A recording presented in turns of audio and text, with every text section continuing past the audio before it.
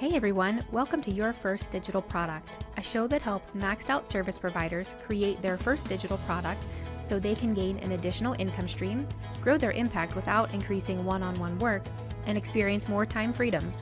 On the show, I talk to business owners who have launched digital products and dig deep into how you can create, launch, and market your first digital product. I'm your host, Renee Morozowicz. Let's go. Hey everybody, today I'm here with Paul Charlton. Paul is a designer and content creator who is fueled by a passion for education.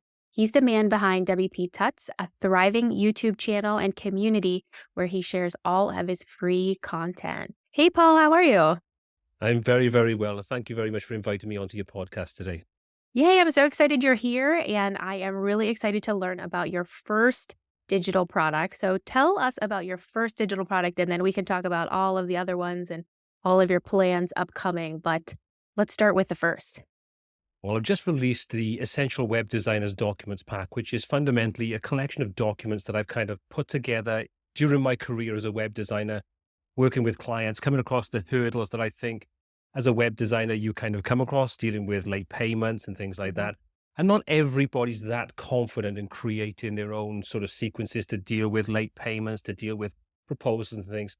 So I've kind of distilled the information that I've kind of gathered over the last sort of 15 years doing this professionally, the sort of stumbling blocks that I've come across, and try to make something, put something together that eases that burden that new designers, whether you're a freelancer or an agency, you don't necessarily have the skills, the experience, and the knowledge to handle these things in the potentially the most professional way. So it kind of made sense to me to put something together to give people not necessarily a word for word verbatim way of dealing with things, but enough information that if they wanted to take it word for word, they could use it and put it into practice immediately. However, if they wanted to just use this as a template to start off with, there's advice and information about the key parts of, for example, the proposal. That means then that anybody can kind of look through it, adjust the wording to meet, their way of saying things and doing things to bring their voice to the sort of the document, and just give them a good starting point of the key things they need to get up and running. So it's been an exciting process to kind of grab all that information and distill it and look at it from different points of view and try to make something that is incredibly useful from the get-go. And people can just grab it and run with it if they want to, or take their time and modify it to their heart's content to make it 100% their own, based upon my starting building blocks. Awesome. Yeah. So how did you come about this? You said you were running an agency for a long time and you're gathering these things. So like at what point did you say to yourself, "Oh, hey, I have all of this. What if I packaged it up?" Was it a conversation with someone or, how did it come to be? As you said, the WPTuts has a good community of almost 13,000 people and predominantly web designers. And I'm also a member of other Facebook groups and talk to other content creators and, digital agencies and things.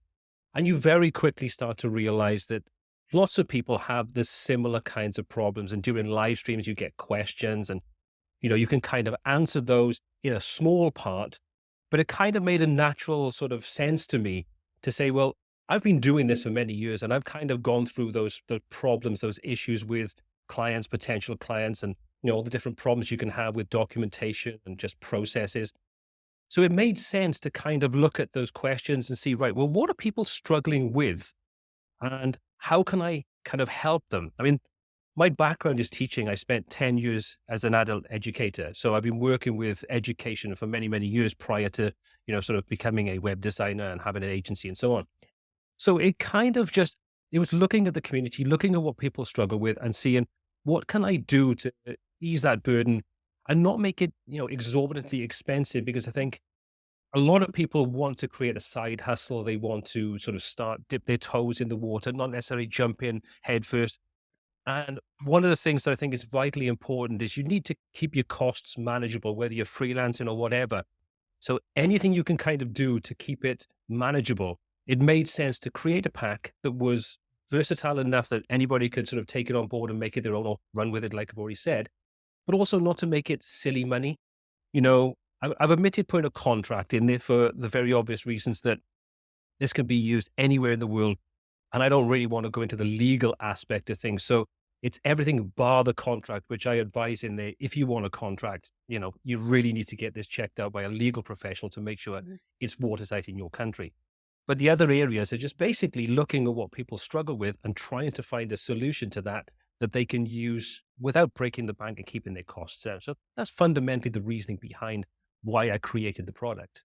Nice. How long did it kind of take to create? Did you get stuck anywhere along the way? Did you just kind of like knock it out over a couple weeks? Or, some people struggle with like the creation process. Or were you just so excited and so like, oh, I think I have this great answer to these problems I'm seeing. I'm just gonna, do it all in one sitting. Like, how did the creation process happen? Did you have iterations? Did you get feedback? Stuff like that.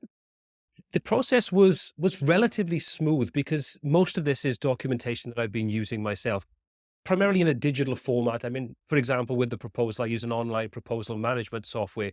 So all of the pieces, all the component pieces are already created in there, and then I can very quickly flesh out those different sections.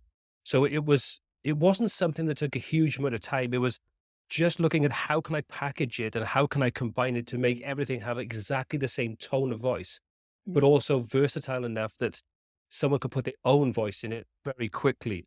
So the process probably took me around about 2 weeks. And big part of that is my partner. She's very, very good in the sort of, making sure processes work correctly, Mhm. making sure that the wording is consistent and so on. So it was liaising with her to kind of go through to make sure everything was fine and then come back with the amendments that I should make and then making those amendments and looking what areas need to be taken out because they don't make sense in the context of giving this as a sellable product and filling gaps that maybe I would have naturally filled when I was creating a proposal Mhm. or, something along those lines part of the pack. And just trying to combine everything into a logical structure. So around about 2, maybe 3 weeks at a push, but that wasn't spending huge amounts of time. I would probably say if you boiled it down, probably about a day's worth of work, but spread out probably over a couple of weeks just Mhm. to have that error checking and that consistency to make sure that that was all in there.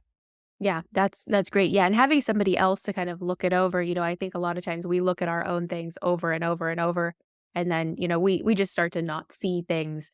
But yeah, having somebody else there to kind of go through it as a whole, looking at it from a bird's eye view instead of like down in the weeds of every single document. I think that's really helpful. So then after it was created, how did you launch it? Did you just launch it in one day and you told all of the people everywhere, or did you kind of launch it slowly? Like some people do like a beta launch, a coupon or things like that. So how did you, and then who are you marketing it to and how are you marketing ongoing? So just kind of all those questions in one there. There's several different ways in which I approached it. Normally, what I would have done is validate the idea before I'd even move forward with it. But by basing what I created on the feedback and the sort of comments and things that I could see in general, it was kind of pre-validated, if Mhm. that makes sense. So when it came to the launch, I kind of, on the Facebook group primarily, I put a sort of a post up on there that outlines what's going to be included. So this was pretty early in the sort of the scripting phase of it. So I'm just literally collating the information. And then I'll sort of create an email list that'll have a landing page that'll give information about what's going to be included in there and let people sign up. So I get that mailing list. And then as that mailing list starts to fill out, then I can kind of send information out to people to tell them where I am in the process, what we're going to be looking at doing, what's going to be included in it. So they can kind of get more information. And they kind of come along for the ride to a Mhm. small extent to kind of see how it develops. And I think that generates a kind of a link between people feeling that they are part of the process of designing or creating, probably more so with more complex projects like courses and things. But I like to have that keeping people in the loop, to have that openness about the project and the product. So it was done like that. And then prior to the launch, it was a case of creating my sort of email sequences and things like Mhm. that, getting those into place. Generally, I don't put coupon codes to start off with. I would rather keep them for incentivizing people that are not necessarily, they're a warm lead, shall we say. They've signed up to the mailing list, they've expressed interest, but they're not necessarily there to buy just yet, or they just, is this enough for me? So I've kind of created various different stages of that email sequence to warm them up, as it were. And then part of it, I might give a sort of a 25% discount, for example, because like I say, it's a low ticket item anyway. But Mhm. then I've got them on that list to promote them. And if I create future products that are in a similar vein, or, maybe content, training content, or one-to-one consultations, those kinds of things, or webinars, then I've got them on a mailing list. They're segmented to know that this is what they're interested in, this is what they've purchased. So it's primarily done through either the Facebook group, which, like I say, is already used to me. They know me. Mhm. So hopefully there's a know, like, and trust aspect to it. And then the mailing list for the people that I know are definitely interested. And then, like I say, they'll put them into a sequence, and it'll try to warm them up for the people that don't immediately purchase it. And then on the launch, I'll sort of push out a sort of mail shot to everybody. I won't put it to other mailing list sort of subscribers, to things that haven't expressed interest. I don't think Mhm. that's really valid, to sort of do that right at the beginning. But that's primarily how I do it. And then when I do things like live streams, or if I release an update, then I'll send the information out to the people on the mailing list that haven't purchased it, but have expressed an interest, saying, this was already great value, but now this has been added to it. There's no extra Mhm. cost. This doesn't go up in price. If you already own it, you get this for free.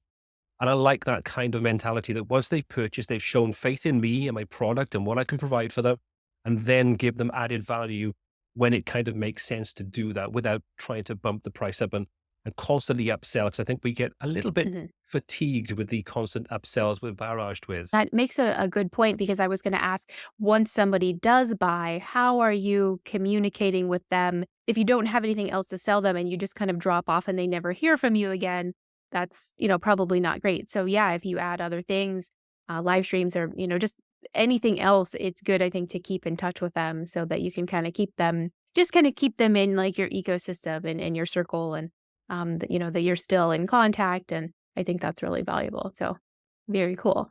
So do you Yeah, plan to absolutely. do some specific things at different times of the year? Like, I know in the WordPress space, like Black Friday is really popular. Or do you have a plan, I guess, of the things that you will do going forward for it? Because I do think that these things, need additional marketing ongoing. They do. Black Friday, I haven't really given it too much thought at this point, but I think it's such a low ticket item. I don't really see that there's a massive need to drop it further. Mhm. That's not to say that I won't do it, but I would rather bundle things together that add Mhm. value as opposed to strip cost. Yeah. I think that is a better upsell for people, as it were, where they kind of feel they're getting more value than constantly dropping your price. I think that can be a very dangerous area to go into, where you fluctuate your prices. I've been very sort of strict on like pre-sales and things like that for courses that I'm looking at creating. That it's a case of, if you hop on early when the course is being developed, for example, then you come on at a lower price. But each Mhm. time the next module is released, the price goes up and it'll never come back down. And Mhm. that's the way. So once it actually reaches the full price, that's the price it will always be. It may be bundled with other value items, but the product itself won't come down in price. Mhm. I'm not selling £20,000, $20,000 coaching courses. So I think it's a viable way of doing it, where if people can see the value they can take away from whatever you create, if I can save someone time, if I can help them make more money, become more profitable, become more streamlined in their processes, that surely has to be worth the ticket to entry to that particular product, course, webinar, service, whatever it is. And that's, as a business person, when I was running a web design company, that's how I would always look at my purchases. Is this something that's going to either save me time, make me more money, or just ease my life? If it does any of those three things, I'll invest my money into it. And I think that's how people should look at products and services like this. Will it do one of those three things? If it does, and you value those sort of three things as a business person, you should do, Mhm. then what you spend on it is worth it, because it'll do one or more of those three things. Again, if that makes sense. Yeah, no, definitely. Absolutely. Yeah. And I just wanted to go back to the, about the pre-sale and the people expressing interest. And it's kind of like that build in public sort of thing. And I think people do feel that sense of like you're in it together almost, and they're kind of watching. My partner will sometimes do Kickstarters, and he loves like to Mm. to kind of watch the things be developed and get in early and get the updates. And then when the book or the game or the whatever is finally made and he gets it, and maybe his name is in it or, whatever it is. He's really like that much more interested in it. So, and I think that is so helpful, to have that pre-sale list and you're in communication and, they just get more and more excited about, what it is whenever it's going to come. So yeah, I like that. That's great. Excellent. We all like to Okay. be Yeah. invested in the Yeah. things that we like. I think that's Mhm. the key. Yeah, definitely. Do you have anything else you want to talk about that we didn't talk about? Maybe something that you learned, something that was unexpected, anything else surrounding that web designer's documents pack before we talk about some other products? I think the most important thing that I've kind of taken away from any kind of digital products and pre-sales and sort of dealing with building mailing lists and so on is to get feedback and take Mhm. that feedback on board, because it's nice to be invested in the process until release. But if you can also improve the product once you purchase it, because you might have not been on that sort of pre-sale list, you might have hopped on the final release product, bought it at full price, whatever. And I'm like, once what I've got set up with this is after a set period of time, they'll have a couple of follow-up emails with some added value items in there, some information about how you can do something, maybe even include some extra downloads that are not included in the pack, but they Mhm. complement the pack. So when someone has shown faith in giving me their money, then I want to give them something back to say thank you, other than just the pack. Mhm. So that's been something that I think is instrumental to doing, sort of working with this kind of pack. And like I say, it's a low ticket item, but I think the amount of time it takes to create something and then add that value is it's tiny in the amount of what you can do in the sort of grander scheme of things. So I think it's incredibly important to do that. And also, once you've kind of released it, have somewhere along that process after sales that you ask for feedback. Is there anything I Mhm. could have done better? Is there anything you think would have been, you wish this was included or you didn't get from this? Tell me what you think. It's lovely if you come back and say, this was great. Everything I wanted was in there, but that doesn't help me Right. improve it. Mhm. So I like to sort of find out, right, what did you like? What didn't you like? What can I do to make it better? And then, like you said just now, one of the things I'll do then is if someone sort of comes back with information feedback that I think is incredibly useful, I integrate that into whatever it is that whatever kind of digital product moving forward, I'll credit them. Because I think again, that shows that you're not trying to take all the glory for this Mhm. pack or this whatever product, digital product becoming better and growing over time. You want to give back to the people that have actually taken the time out of their day to review what you've created and then tell you what they would like to see improved or what they wish had been done better. And I think that is incredibly important to build the community around your Mhm. product, as it were. Right. Right. Yeah, definitely. Absolutely. So, how do you handle iteration? So, let's say that somebody comes back and they have, really great feedback, and you decide to go into one of those documents in the pack and you make an update. And then, so do you go back and tell everybody? How do iterations work? I think that's a common question that people have about digital products is okay, so I put it out there, and then what happens if I need to change it? What do I do? Well, thankfully, the platform that I use in to deliver the digital product allows to have variations or sort of, yeah, they call it variations, but it's basically just sort of versioning. Mhm. So when I released like version 1.0 of the pack, then I very quickly made some changes to that, added some extra things into it to add some extra value to it. And the nice thing is you just literally upload the new file. That will then have that. You can have all the versions available, or you can just disable all the old versions, keep the new one. And then what I'll do is I'll go back to my mailing list and I'll put something together that'll let everybody know that the pack has now been updated. There's no charge for any of this. You get access to it for the lifetime of the product. If you want it, here's the link to go and get it. This is what's been updated in it, and kind of keep everybody in the loop then so they can just go back online, download the new version, and start using the extra sort of sequences or the extra documentation that's been included in it. So they're always kept up to date whenever a new release is pushed out.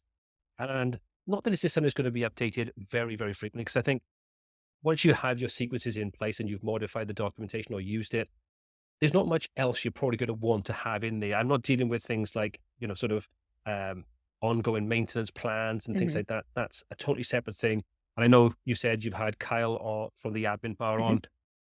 He's already got, for example, the website owner's manual, WOM. Mhm. So it's like, I wouldn't want to step on his toes because he's a friend and he's a very, very good creator, create a fantastic product. Mhm. And for me, having that relationship with the other content creators, I would rather say, go and grab Kyle's documentation than Mhm. me try to create a competing product. I don't think that's fair in the marketplace that we kind of swim in, should we say. Mhm. So that's kind of how I'd handle sort of versions and updates and so on, and how I sort of keep everybody in the loop after I've made an update or a change to the documentation.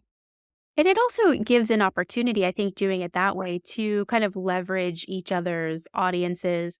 For example, if Kyle is recommending your product, it gives him an opportunity to share things with his audience that aren't just all of his stuff. And then, maybe you the same, like if you're pointing people to his things, you have maybe there's an overlap in audience, but I'm sure not 100% where you can say, "Oh, hey, there are other great things out there like Kyle's product too." So I just think that that is valuable for, let's say like an audience member to not just hear all about the thing that the creator is creating. Like, oh, there's great things out there too. With regards to Kyle, for example, there's one thing that I wanted to put together probably around 6 months ago, and I've had the idea for a little while, called the WordPress creator community. Or it's basically a group of creators that I know, or I've come to know over the last couple of years, that I wanted to have a platform that we could all talk and we could promote each other's products and services and talk about different things and have each other on live streams. And that's something that I've been really strong in my kind of like thought process to have something like that. So I put that together probably around about close to a year ago now, which time just flies so quickly. Okay. But that's been really, really good because most of us create some form of digital product or webinars and things like that. So I think it's nice where, yes, we do have an overlapping audience, like you say, but there's also, we've got a big enough audience out there that even if there is an overlap, there's still plenty of people that are outside that overlap. And the nice thing is when we've kind of released products, we've promoted them through our mailing lists, through our Facebook groups, through live streams and things. And that has been incredibly successful for the people that have been involved in it. And that's been something that has been really, really powerful because as a content creator, it's a very lonely world talking to a camera in a room on your own. You might be Mhm. interacting with people, but the reality is I'm still staring at a little screen in a Right. room on my own. So Mhm. it's kind of a very strange scenario that if you've never done it, you don't necessarily understand it. So that was part of it. I wanted to have like a little group of support for people that understand these kinds of things. But also, like I say, one of the spin-offs is that we do have this group of incredibly talented creators that are creating fantastic products that we can all get behind and help push them forward to help make them more successful. So that's been really, really positive. And I think I wish I'd done it a long time ago, but it's been a fantastic outlet for us all, I think. Yeah, great points. Yeah, about, whenever we're creating, we're just here. I was just thinking that earlier. The community hasn't really picked up, I don't know, post pandemic and, wherever we are, we're not where we used to be. And I feel like lonely sometimes doing this, my solo episodes, like it's not the same. So yeah, that community. And I think when you go into a community and there is value, like I have the WOM and I'm on Kyle's mailing list, you feel connected in a way that is helpful. And as soon as there is valuable information, you come back, right? You don't unsubscribe from that. You don't leave. You continue to participate. So I did want to Awesome. ask, and I can't remember if I know you have a design systems course, which we can talk about, but your designer's documents pack, is that on a different domain than, like, so how are you selling these? And maybe why do you have a different domain for that other, instead of just selling the things, under one umbrella? Primarily because the WPTuts brand, shall we say, is primarily about teaching people how to use WordPress, how to build websites, and so on. And it's not really 100% behind kind of helping people create businesses and side hustles and Okay. things. So I've liked to sort of keep these things separate. It will be included in various different sort of places where I think it's relevant. So if I have some content on there, for example, about setting up a business or, focusing on business aspects, I think I'll put links through to the Essential Web Designers document pack. But I kind of like the fact that I can promote it. I can have it as a standalone location. I can track everything about it. There's probably pros and cons to doing it this way over the other way. And if we use Carl as a good example, the admin bar, the website owner's manual on there, the one kind of makes sense to be on there because his site is primarily about building business, helping people grow and become successful in business as a web designer and those kinds of things. So it makes sense to be on there for him. Whereas I kind of felt that what I'm doing is a little different from what the WPTuts site is all about. So it made sense to have it as a separate thing. But I also have a kind of project that I'm rekindling, which was the Freelance Fridays, which is something I did a couple of years back. And on a Friday, I would release a video that was primarily focused on just business. Mhm. You know, whether it's a certain aspect of a business, web design business, or it's a sort of broader picture of something to do with it. So I've kind of wanted to bring that back to the front. I have a website which is still in development because, like I say, I'm literally just putting it back together. But that will focus on solely about being a freelance designer. So there's a definite synergistic link then that there'll be episodes, and there are already a couple of episodes that focus on a specific part. For example, the client questionnaire, how you deal with the initial contact from a client and how the questionnaire is so important and all the different kinds of questions to ask and, those kinds of things. And then there's a document inside the Essential Web Designers Documents pack that is a questionnaire. And then another episode will be about the importance of a proposal and how you should structure it to win and how you may want to look at it differently. And this is how I would have done it. And then there'll be links on there because it makes sense to have information about a specific feature of being a freelancer or being a small agency dealing with web design, and then having a link through so you can purchase directly from there. And my kind of thought process is you can do all this for yourself, but if you don't want to, this has been done for you, so you can grab that. So that's kind of why I've separated things out to have slightly separate identities. So I can I don't want to water everything down and put everything into WPTuts because I don't think it makes too much sense when it focuses on WordPress, and this is kind of not about WordPress. And I think it makes it more clear for your audience. So if they're consuming a video that is related to that and you direct them to that, great. If they're consuming a video or, whatever content there is, blog post or anything, or email, and it's not related, they're not seeing it. So it's not kind of getting in the way and being confusing. A couple episodes ago, we talked about just your audience, right? So as a creator, as a digital product creator, selling to your peers versus selling to potential clients, and where you put that product, you don't want to confuse potential clients if you're obviously in the service space, but your peers, where are they? So I think it's great, that you took that into consideration, and I think that's a great way to do it. Having everybody has their own site, and then you can link to it as necessary and track all the things. I'm just thinking of people who are creating their first product, not necessary. So, some of these things kind of come Sure. over time. You experiment, we talked about email sequences and whatnot, and maybe people creating their first product, might not have all of that from the beginning, but, you can build these things on over time. You can iterate on the product based on feedback. I like to showcase people who are further along so that you can see like all the possibilities, like, oh, you could do this, you could do this, you could do that, but you don't have to start there. You can start at the beginning and you can grow, as you grow, and there's no rush. Like you don't have to get to the end. There's no end. You don't have to get there and, at the very beginning. I've been doing YouTube, for example. WPTuts is now around 8 years old. So I've which is crazy, but it's kind of like, it's given me the opportunity to look, right, how does it structure? What makes sense to be as part of that and what doesn't make sense? And that's kind of where my head has been. It's like, if that doesn't focus and sit well there, it doesn't make sense to me to be in there. Like you say, it dilutes the message, and that can kind of cause confusion. And then ultimately, if someone's confused, they leave. And that's, you don't want them to leave. You want them to stay. Right. So Right. I think it makes more sense to kind of just, right, this makes sense as a whole. Let's keep it there. Mhm.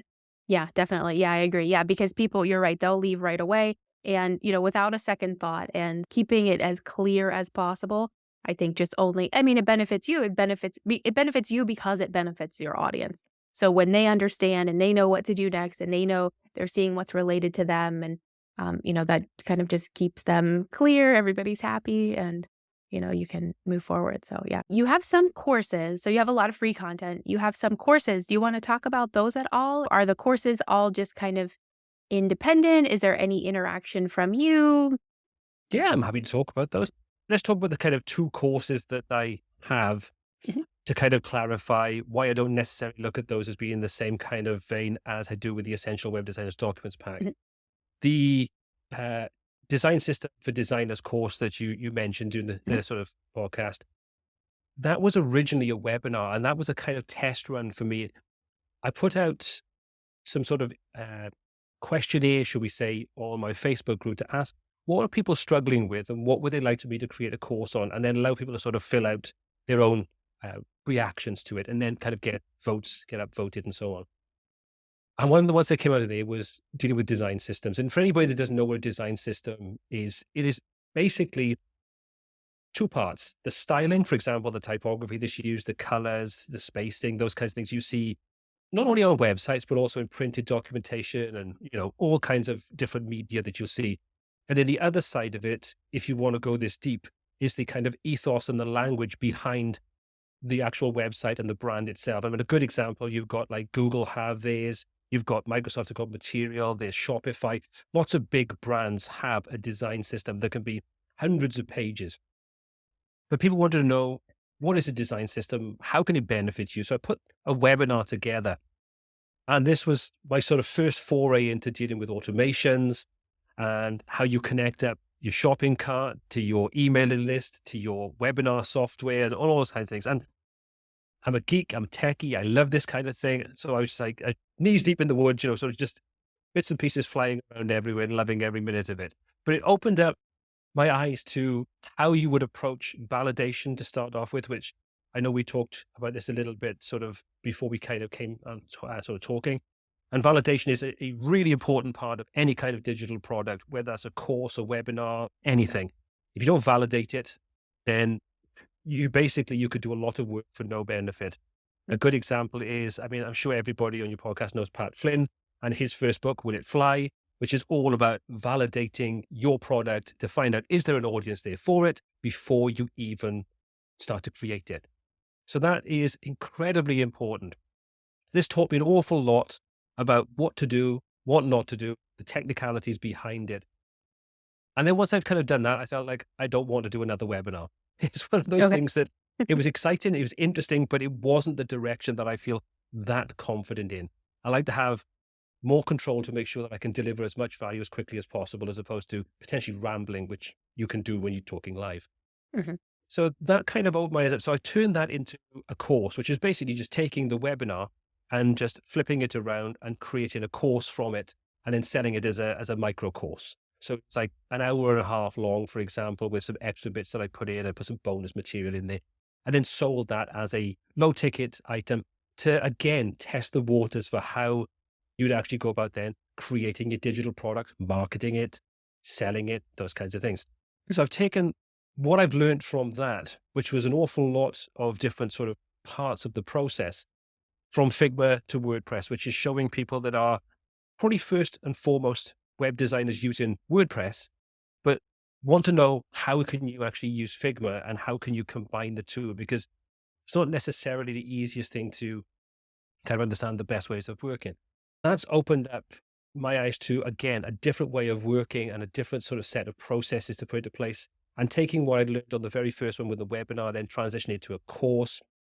So putting your automations into place to connect up all the different parts of your process. So your email list is done. You've got your sequences inside your email list to track where people are. Have they purchased? Where did they purchase? Are they marked as someone that's in, all those kinds of, can be for lots of people boring things, but they just, once you've got them working, you sit back and you just marvel at the fact you don't have to do all of this.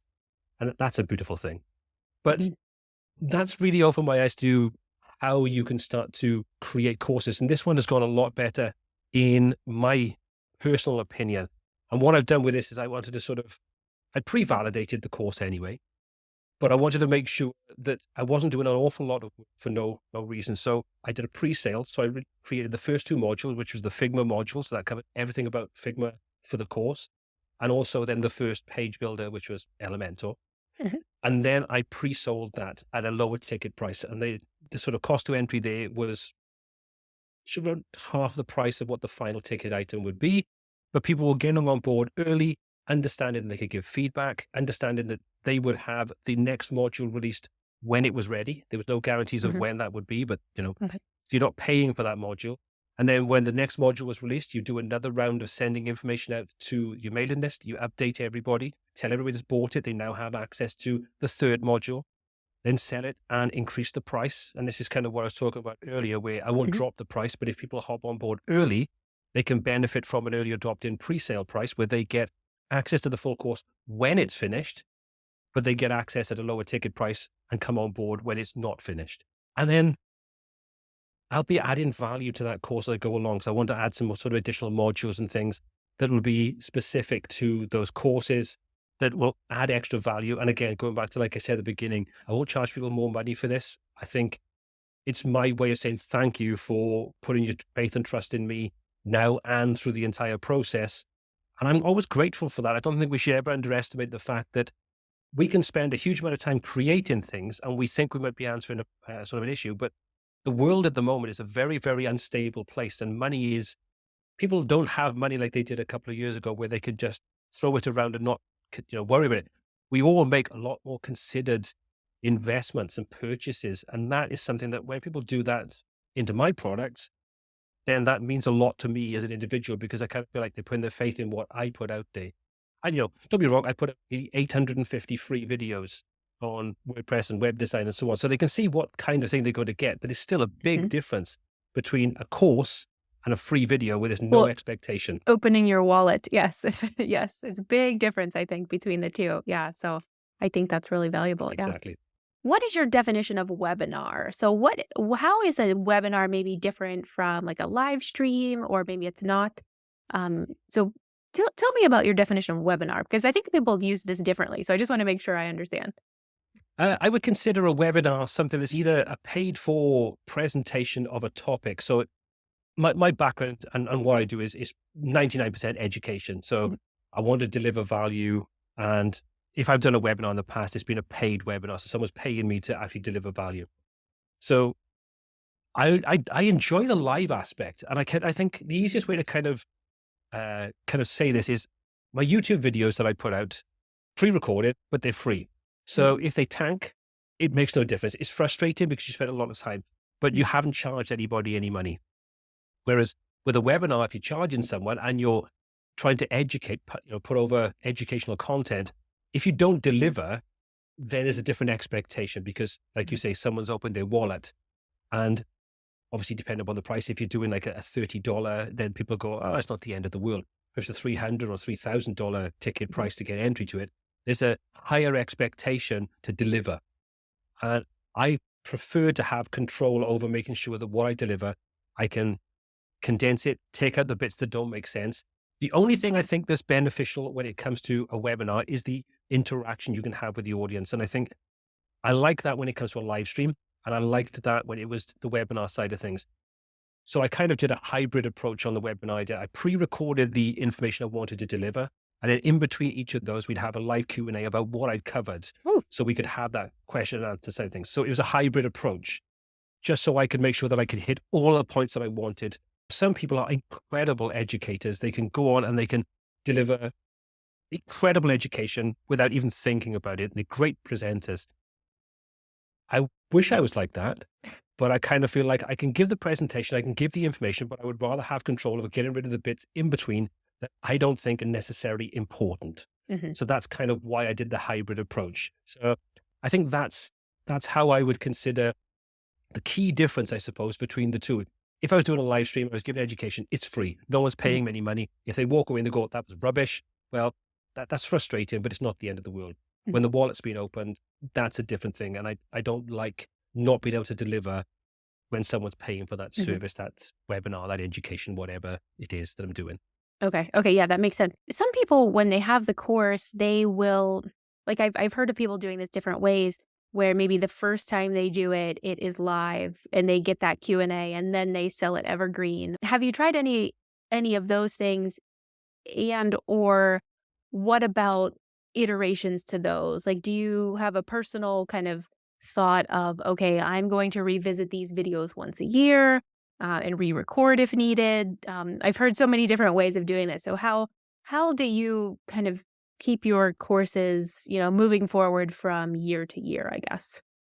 If you're doing something like, for example, where we're talking about the design system for designers, it is very much an evergreen kind of content Hmm. that should have a shelf life of a good many years because you're talking about design principles. And while you get fads kind of come and go, we have different typographic styles and different art styles and so on, the fundamental underlying concept behind a design system is agnostic to those trends. Hmm. And what I've tried to do is if I look at creating any kind of content that I would want to put a course out, I try to look at only evergreen content, or at least as evergreen as could be possible.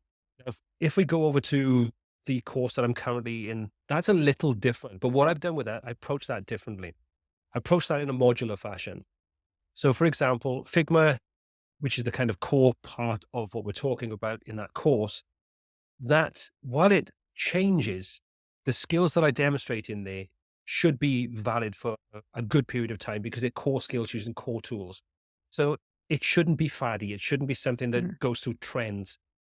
The only thing that would potentially change then are the tools that we actually go ahead and take the Figma design and actually create it in WordPress using different tools. So if they radically change, I would literally only have to go back and re-record one module, which could be 9 lessons, which would be annoying, but it's part of the whole game. And I think if you can kind of approach things from an evergreen point of view, as opposed to, you know, using software tools that are so rapidly changing that by the time you've created the course and released it, it's probably out of date. And I've learned that from a good friend of mine, Dave Foy, who's a fantastic online course creator. We've had conversations in the past and he's gone through that. He's literally pre-sold a course, created the course. So by the time the course was released, there'd been a fundamental update to the software he'd used. And then the course was basically out of date, but he had to go back and re-record everything and then redo the course to release it because he'd pre-sold it. That's not something I wanted to gain. And obviously he's taken away, he's passed that information on to people like myself, and that wisdom kind of, it doesn't get lost. So I try to Right. look at how can I modularize the content so they are self-contained units that all go back to Figma, if that makes sense. Yeah. That was something that was very, very important to me in the process of designing something like this is if it can't be evergreen, then at least make something that shouldn't change, or if it does change, I can quickly jump on, make the changes I need without having to do the entire course again. Mhm. And that's great to think about. I had talked with a colleague recently, and I guess during the beginning of the pandemic, they created this whole course. And then by the time they were ready to release it at the end of the year, whenever it was, um, the software had a significant change. Everything was out of date already. It can be so difficult when you're doing software tutorials and things like that. Exactly. And I think that's something again that Dave was kind of to sort of pass on is lots of people, when they sell their courses, they will say lifetime access. Hmm. And that can come back and bite you if it's something that is something that is prone to change. So there's one thing he said to me, he said, lifetime of the course. Okay. Nice. Always make sure that you say lifetime Mhm. of the course because it's, lifetime means different things to different people. Some people Mhm. think, is it the lifetime of me as long as Right. I'm still alive? Or Right. is it the lifetime of the product? And most people would probably err on the side of my lifetime. And Mhm. that's not something you really want to sort of fall prey to. When people come back and go, you said I got lifetime access. It's no longer available. I want my money back. And it's like, Yes. that's not what I meant, Yeah, no, and you don't wanna deal with that. Yeah, I've purchased a couple lifetime things, and yeah, and it's the lifetime of the product, like, that product's just no longer used, we just don't do it that way anymore, so, I think just being really clear, and I think with anything, if you set those expectations, I think the people, your customers, people who purchase, like, I think they understand. As long as the expectations are clear, I would say for the most part, people are okay, minus the outliers, but yeah.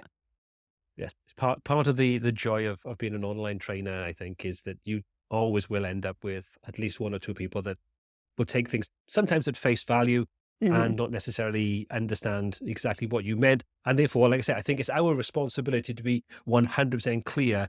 So that if there is any confusion moving forward, you can kind of go, well, I addressed that. This is what I meant. Mhm. And this is outlined here is the lifetime of the Yes. product, not like you Yes. say, the lifetime of you or I. Yes. Yeah, and having that to go back to, like, it's like a contract, it's like a scope of work, it's any of those things, like, let's look back at what we said here and, just revisit so that we can get back on the same page since, if we're not on the same page.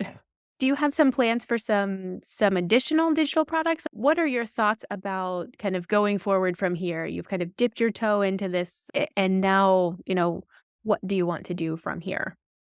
I think for me, if I can identify more needs that I could address for a digital product like the sort of essential web designers document pack, I would 100% do that again because it's been an amazing learning curve.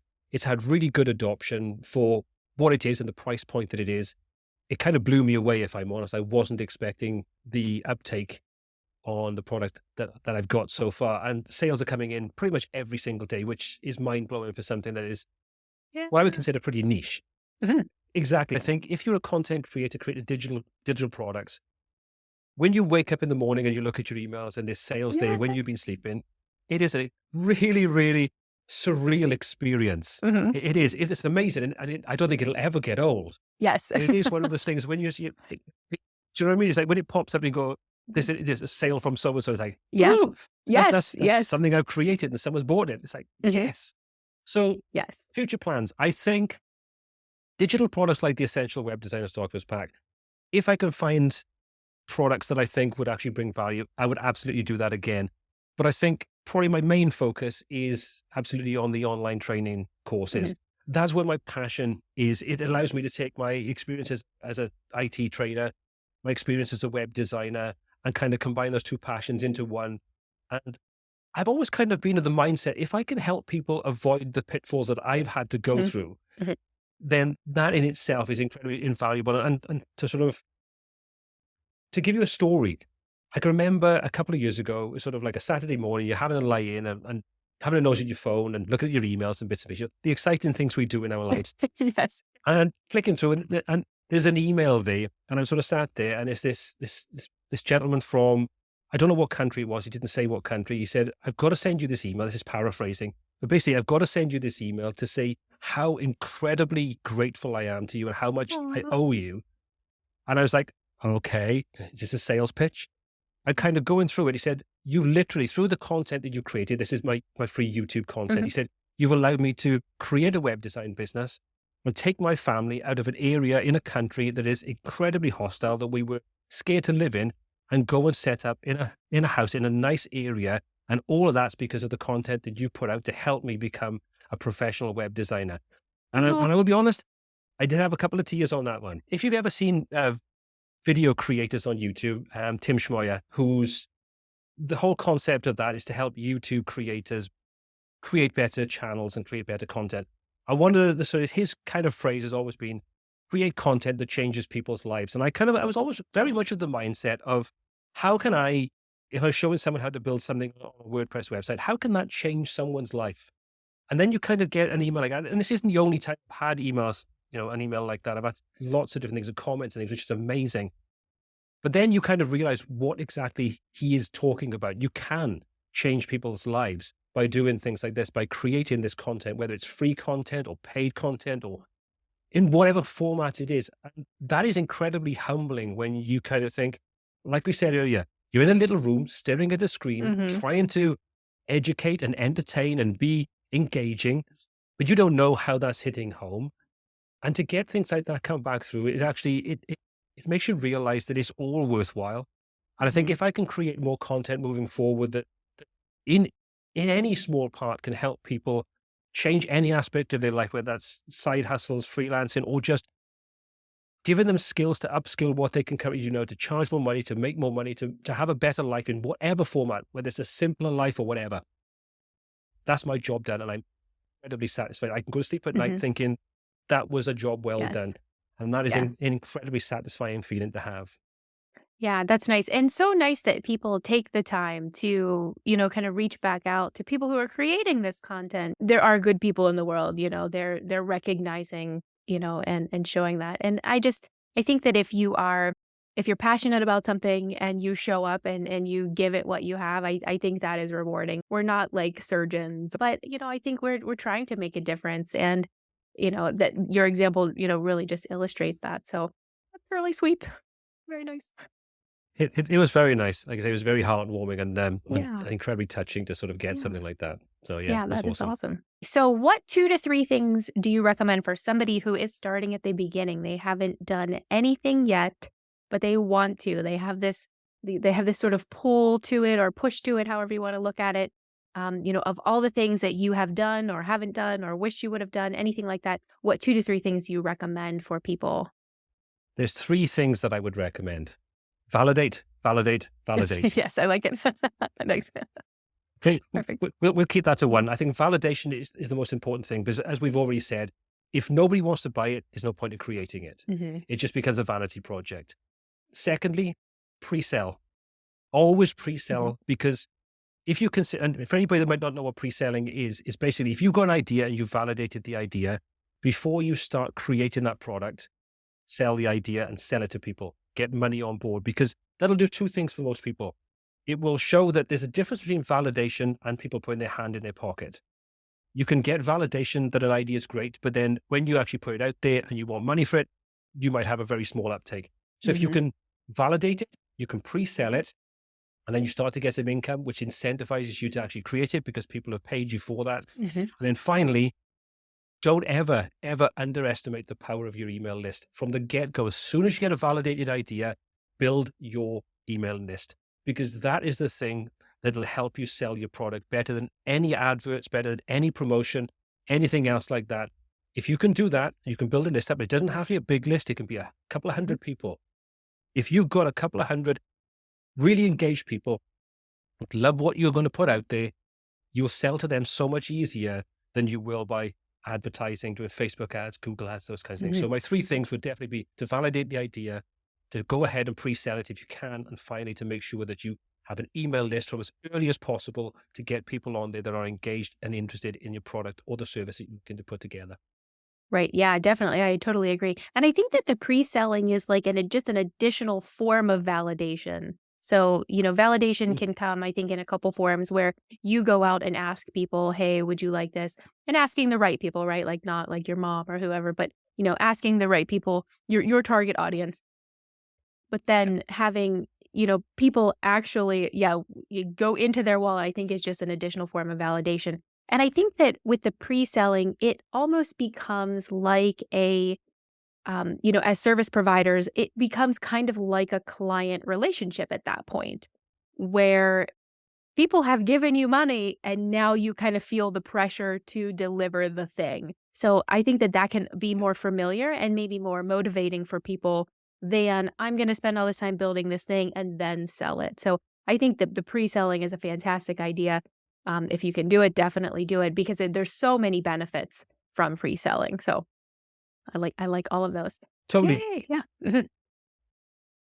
I think it, like you say, it is another form of validation. And I think it's probably more powerful than the first one where you get people to say, that's a great idea. I would buy that.